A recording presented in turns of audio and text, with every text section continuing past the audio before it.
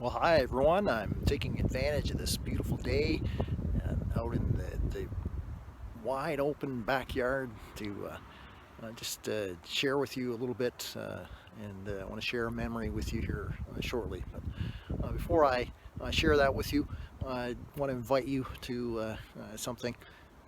In your email today, you should be receiving my weekly letter.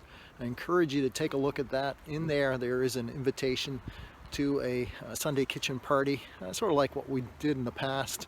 I figure where we're in Orange now, and perhaps you're a bit more cooped up than you normally are. Let's have a kitchen party after the worship service this Sunday. So I invite you to be part of that. It'll be done through Zoom.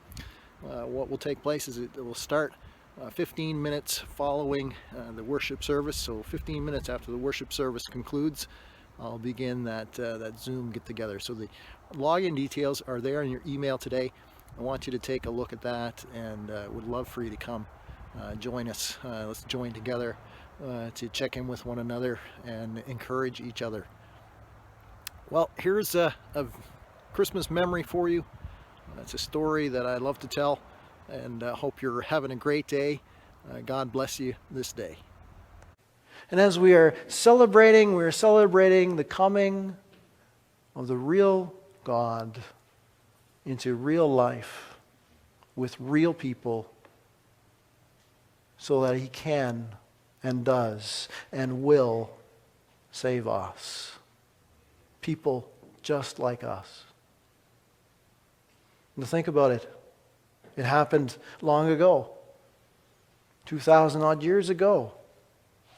Yet the Lord is still saving people. That Jesus Christ is still coming into the lives of people and saving them. It is real. It's not a misty feeling. It's not simply a season, but it is something that is real. And we're celebrating the real one who came to rescue us. So the Lord has made a call upon us. He has called us to a personal encounter with Himself. Personal faith in Jesus Christ. And I'm glad we talked about it a bit in our Sunday school class this morning, in that we were talking about real relationship with Jesus Christ. And we were sort of contrasting that against that word that gets thrown around sometimes, religion. We are called to be people who enter into a real relationship with a real Savior, with God, with us, Emmanuel. You will call His name Jesus. Why was He supposed to call His name Jesus? Because He saves His people from their sin. Only Jesus Christ can save us.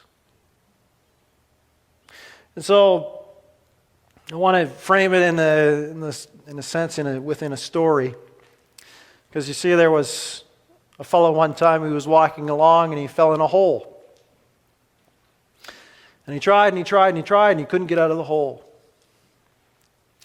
And so as he's there in the hole, a poet walks by and notices this man is in the hole. And so he shouts up to the poet, "Hey, can you help me get up out of this hole?" So the poet whips out a piece of paper and he starts to write. And he writes and he writes and he writes. And he writes a beautiful sonnet. And he throws it down to the man in the hole, and the man opens it up and says, "This is a poem. Ode to a man in a deep dark hole." And the poet walks away. Well, then a preacher comes by. And he shouts up to the preacher, "Hey, can you help me get out of this hole?" And the preacher ponders for a moment. And he pulls his pen out of his pocket, as preachers are prone to do. See, look, I got one right here. And he gets out a piece of paper and he starts to write out a prayer. He folds it up and he drops it down into the man in the hole. And the prayer is titled, "A Prayer for Men Stuck in Holes." And he walks away. The man is still stuck in the hole. And a politician walks by. And he shouts up to him, "Hey, can you help me get out of this hole?" And the politician starts to, he takes out his piece of paper and he starts to write a speech. And it's titled, "Due to the lack of fiscal responsibility over the last number of years, there has been crumbling infrastructure that has led to devastating holes." And he folds it up and he drops it down into the man and he opens it up and it's of no help to him. But then a friend comes by. And he's so excited. Hey, Joe, it's me, Bob. I'm stuck down here in this hole. I can't get out." And what does Joe do? He jumps in the hole.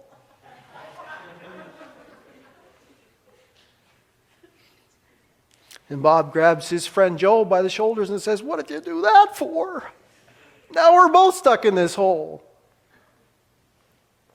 But Joe looks him square in the eye and he says, "Oh, no, we're not stuck. I know the way out. Follow me."